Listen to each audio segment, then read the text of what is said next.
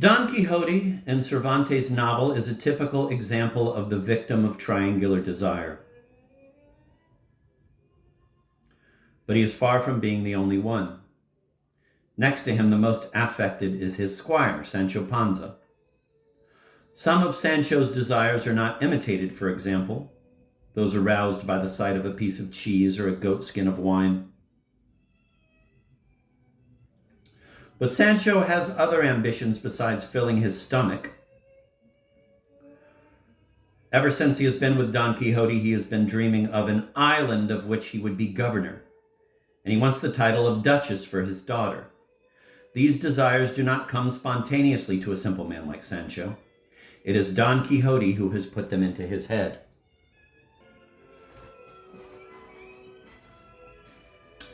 This time, the suggestion is not literary, but oral. But the difference has little importance. These new desires form a new triangle of which the imaginary island, Don Quixote, and Sancho occupy the angles.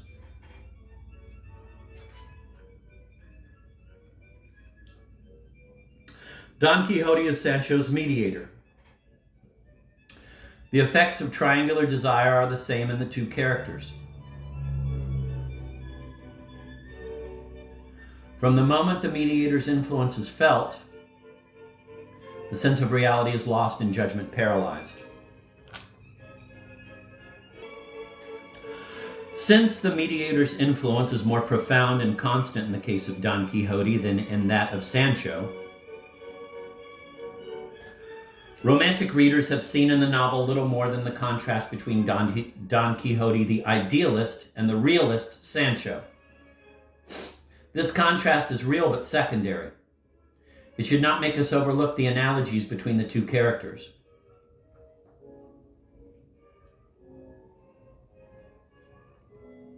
Chivalric passion defines a desire according to another, opposed to this desire according to oneself that most of us pride ourselves on enjoying. Let me reread that. Chivalric passion defines a desire according to another, opposed to this desire according to oneself that most of us pride ourselves on enjoying.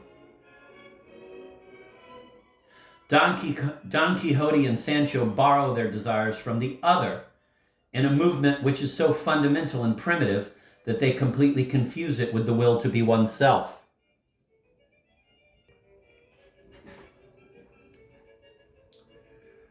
I'm going to reread that. Since the mediator's influence is more profound and constant in the case of Don Quixote than in that of Sancho, romantic readers have seen in the novel little more than the contrast between Don Quixote the idealist and the realist Sancho. This contrast is real but secondary. It should not make us overlook the analogies between the two characters. Chivalric passion defines a desire according to another, opposed to this desire according to oneself that most of us pride ourselves on enjoying. Don Quixote and Sancho borrow their desires from the other in a movement which is so fundamental and primitive that they completely confuse it with the will to be oneself.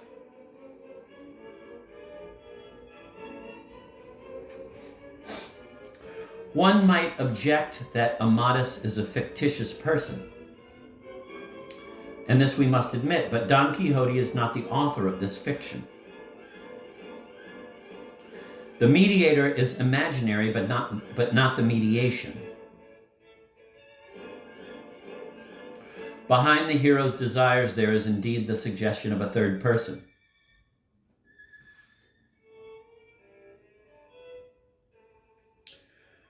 Behind the hero's desires, there is indeed the suggestion of a third person, the inventor of Amadis, the author of the chivalric romances.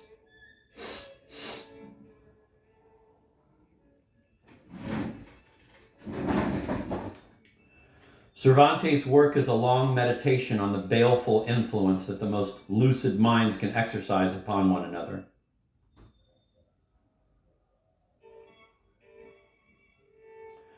Except in the realm of chivalry, Don Quixote reasons with a great deal of common sense. Nor are his favorite writers mad. Perhaps they do not even take their fiction seriously. The illusion is the fruit of a bizarre marriage of two lucid consciousnesses.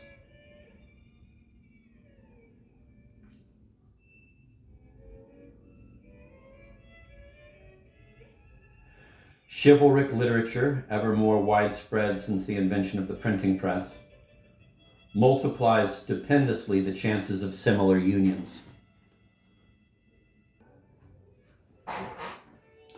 Desire, according to the other and the, quote, seminal, end of quote, function of literature are also found in the novels of Flaubert.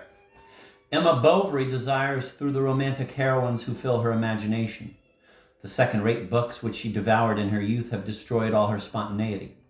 We must turn to Jules de Gaultier for the definition of this, quote, Bovaryism, end of quote, which he reveals in almost every one of Flaubert's characters. Quote, the same ignorance, the same inconsistency, the same absence of individual reaction seem to make them fated to obey the suggestion of an external milieu for lack of an auto-suggestion from within, end of quote.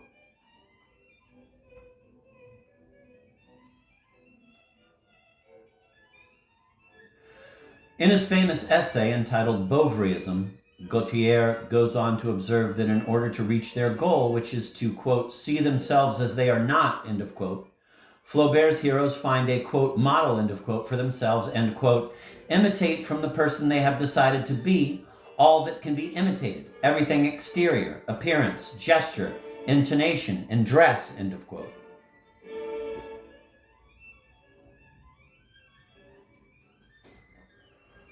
The external aspects of imitation are the most striking, but we must above all remember that the characters of Cervantes and Flaubert are imitating, or believe they are imitating, the desires of models they have freely chosen.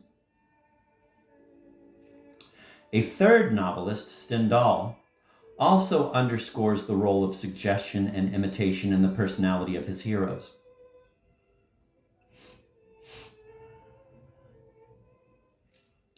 Mathilde de la Mole finds her models in the history of her family. Julian Sorel imitates Napoleon. The memoirs of Saint Helena and the bulletins of the Grand Army replace the tales of chivalry and the romantic extravagances. The Prince of Parma imitates Louis XIV. The young Bishop of Agde practices the benediction in front of a mirror. He mimics the old and venerable prelates, whom he fears he does not sufficiently resemble. Here, history is nothing but a kind of literature. It suggests to all Stendhal's characters feelings and especially desires that they do not experience spontaneously.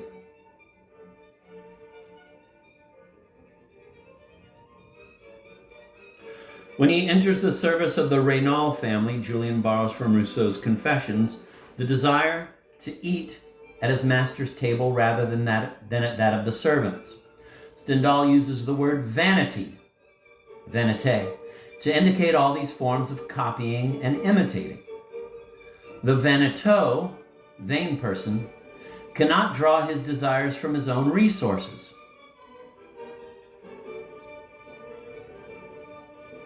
He must borrow them from others. Thus, the vaniteux is brother to Don Quixote and Emma Bovary. And so in Stendhal, we again find triangular desire. In the first pages of The Red and the Black, we take a walk through Verrières with the mayor of the village and his wife. Majestic but tormented, M. de Rênal strolls along his retaining walls. He wants to make Julian Sorel the tutor of his two sons, but not for their sake, nor from love of knowledge. His desire is not spontaneous. The conversation between husband and wife soon reveals the mechanism. Quote, Valenod has no tutor for his children. He might very well steal this one from us. End of quote. Valenod is the richest and most influential man in Verrières, next to M. de Rênal himself. The mayor of Verrières always has the image of his rival before his eyes during his negotiations with old M. Sorel. He makes the latter some very favorable propositions, but the sly peasant invents a brilliant reply. Quote, we have a better offer, end of quote. This time, M. de Rênal is completely convinced that Valenod wishes to engage Julian, and his own desire is redoubled. Let me repeat that sentence. This time, M. de Renal is completely convinced that Valenod wishes to engage Julien, and his own desire is redoubled. The ever-increasing price that the buyer is willing to pay is determined by the imaginary desire which he attributes to his rival.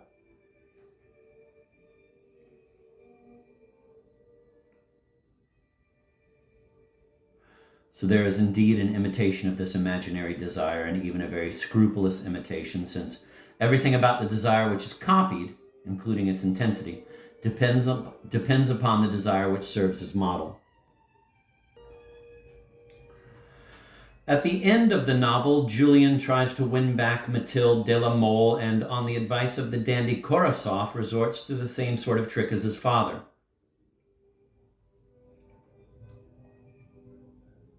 He pays court to the Marechal de Fervaques.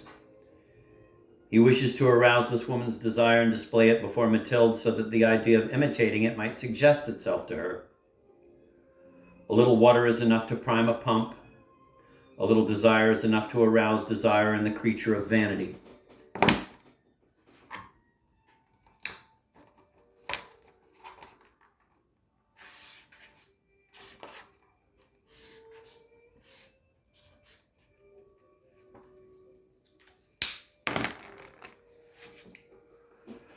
Julien carries out his plan, and everything turns out as expected. The interest which the Marechal takes in him reawakens Mathilde's desire, and the triangle reappears: Mathilde, Madame de Fervaques, Julien, M. de Renal, Valenod, Julien. The triangle is present each time that Stendhal speaks of vanity, whether it is a question of ambition, business, or love. It is surprising that the Marxist critics, for whom economic structures provide the archetype of all human relations, have not as yet pointed out the analogy between the crafty bargaining of old man Sorel and the amorous maneuvers of his son.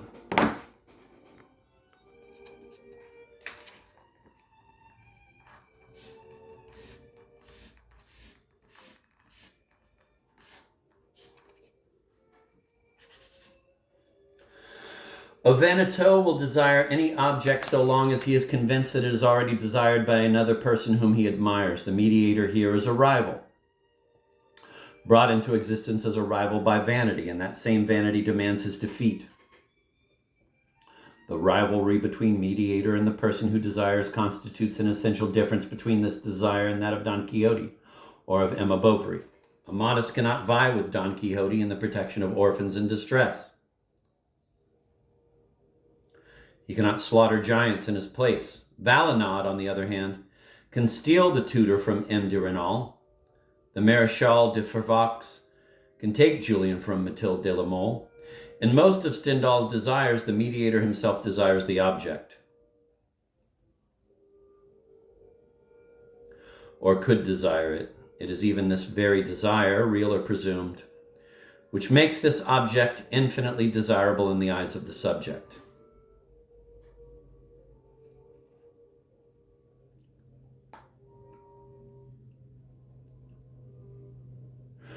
The mediation begets a second desire exactly the same as the mediators. This means that one is always confronted with two competing desires.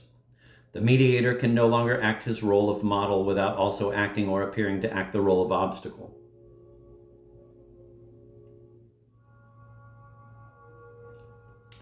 Like the relentless sentry of the Kafka fable, the model shows his disciple the gate of paradise and forbids him to enter with one and the same gesture. We should not be surprised if the look cast by M. de Renal on Valenod is vastly different from that raised by Don Quixote toward Amadis.